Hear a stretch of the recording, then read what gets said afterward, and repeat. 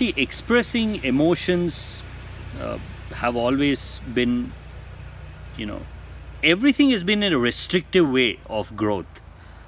You know, when you express your emotions too openly, then you are kind of revealing who you are. Right? Probably, I've not thought about this, probably it is just that feeling of vulnerability. I don't know what I'm doing, I am lost. And people don't want to project that self image. And it actually starts with parents. Parents don't want children to express that self image because parents themselves have hidden that self image. Because they also deep down are completely unaware of, why do they get angry? Why do they get frustrated? What is the root cause of all their emotional problems?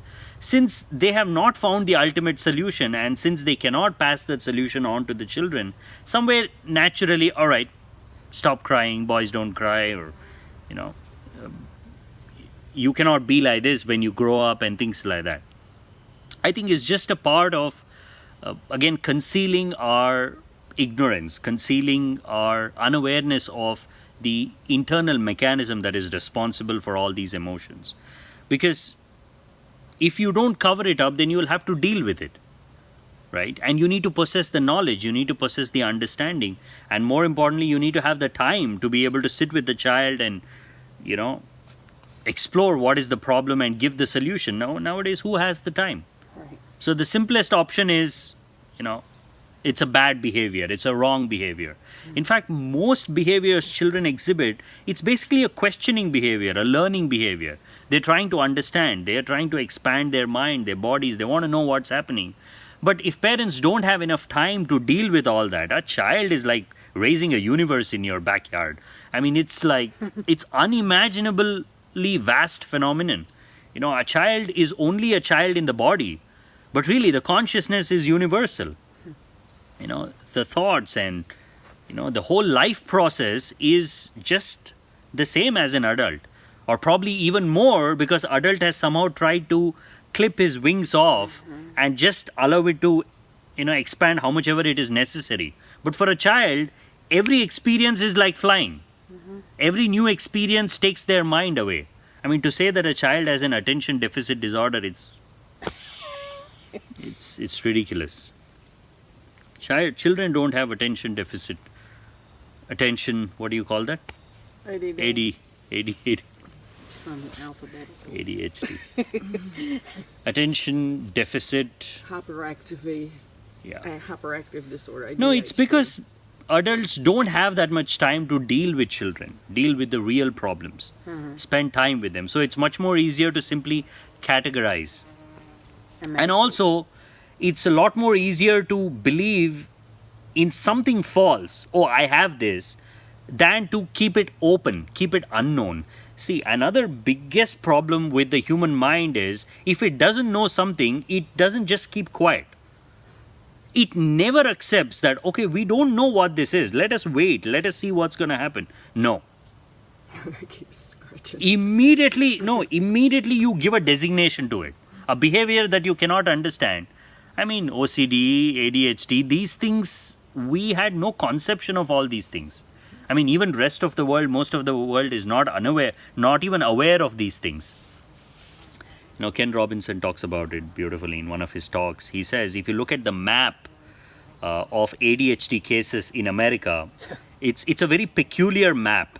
You can actually see that ADHD starts, he says, the way he explains it beautifully, he shows the map, and one particular region, ADHD is maximum, right? And then it slowly dissipates as you move from north to south. So he says, ADHD starts in New York. By the time it reaches Pennsylvania, it loses its momentum. And that is how, because it's an epidemic of the mind. It is not epidemic in children. It's our system, our lack of understanding of all these processes.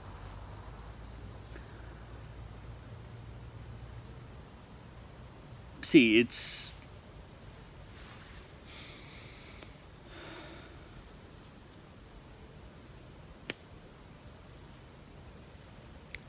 just because we cannot explain something, right? Just because we're still in the process of trying to understand what is happening with the mind, what is happening with the body, doesn't mean that we just dump some knowledge onto that understanding that is not a part of our experience. It takes time, it takes a certain amount of patience, it takes the willingness on the part of the individuals to try and understand what is happening within. And if we don't want to deal with it, we will simply hide all our emotions. In fact, most psychological problems, the fundamental problem is people have not been allowed to express themselves. And since they have not been allowed to express for years together, 15, 20, 30 years, even the smallest of experiences which could have been resolved very easily has become a psychological wound, and it has infected all the other thought processes. And also, the people who treat these problems, since they are unaware that mind is very simple, it is not subconscious, it is not a very deep phenomenon, it is right there.